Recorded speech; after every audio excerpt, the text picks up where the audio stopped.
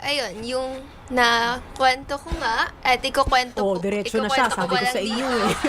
na about dun sa love story na The House of Us. Oo. So, ayun nga po, DJ.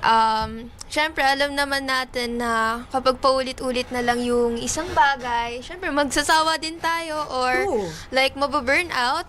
So, syempre, usong-uso din yun at maraming nangyayaring ganon lately, di ba? Totoo naman. Pero So- gusto kong malaman, Kristen, eto bang naging relasyon mo before? Ilang taon mo tong nakarelasyon?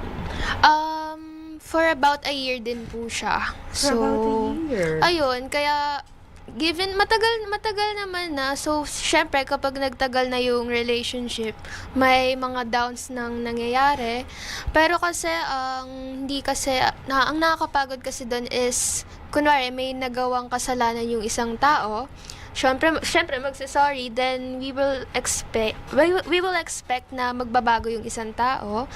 Pero kasi ang nangyari hindi. So sorry siya ng sorry, then ganun pa rin. Pajulit-julit, sorry Kaya- ng sorry. Pero ginagawa pa rin niya ng ginagawa. Yung pinagsorihan niya, kumbaga Pero syempre gusto natin mas, kumbaga, dikdikin pa, hindi dikdikin hukayin pa natin kung saan pinanggagalingan niya, no? Eto bang lalaking itong ex mo, saan mo to nakilala? Paano kayo nagkakilala? Sa school po dati, nag-aaral ako noon, then inintroduce kasi siya sa akin. Kasi alam sa classroom namin na bet ko yung matatangkad. Oh.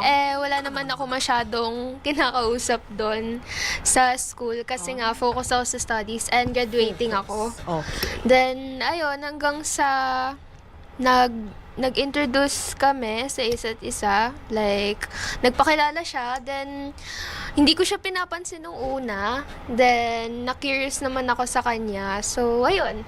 May talking stage na kumbaga. Okay. Gano'ng katagal ang talking stage?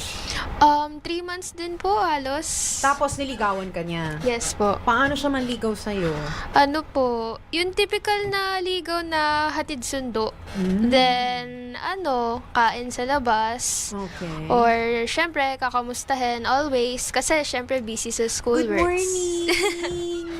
Kumain ka na? Huwag kang mapapagutom. Oo, ganun. Ingat ka lagi. Huwag kang mapapapawis. Ganon! Aba. Yan ang mga linyahan. O, diba? May good morning, good afternoon, good evening, good night. Kumpleto yan, Opo. diba? May kumain ka na ba? Yun Yes, pa. yun ang hindi mawawala.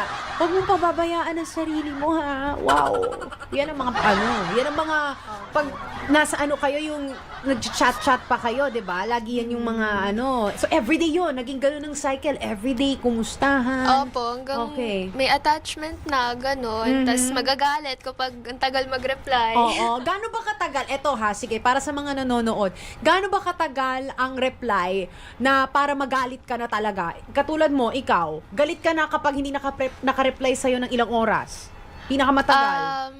Yung pag parang ginughost ka na, ganon. Kunwari, sasabihin, wait lang kakain lang. Tapos yung kain 3 hours. Ay, 3 parang, hours. kinain na ba yung buong kaldero? Oo, inubos na niya, pati pang dinner. Opo. Kompleto na. So, 3 hours. Kailangan 3 hours. So, depende sa kung ano na pag-usapan nyo, ganon. Opo. So, eto ang tanong, importante ba talaga na dapat bawat galaw mo, sinashare mo, or mini-message mo doon sa kausap mo, ikaw? Kung talking stage, hindi naman po. Pero, like, kunwari, may gagawin, or di kaya tawag dito, maglalaro or something, magbabanding. Tapos, syempre, maghihintay yung kausap mo. Oo. Sasabihin mo, kumain ka lang, ganun, tas ganun katagal, 3 hours. Oo. Syempre, magtataka na, ano na kayo nangyari sa kausap ko. Ayun. Pero, syempre, pag naman, nag-update naman na, pagkatapos, sasabihin Okay. naman kung ano mga nangyari.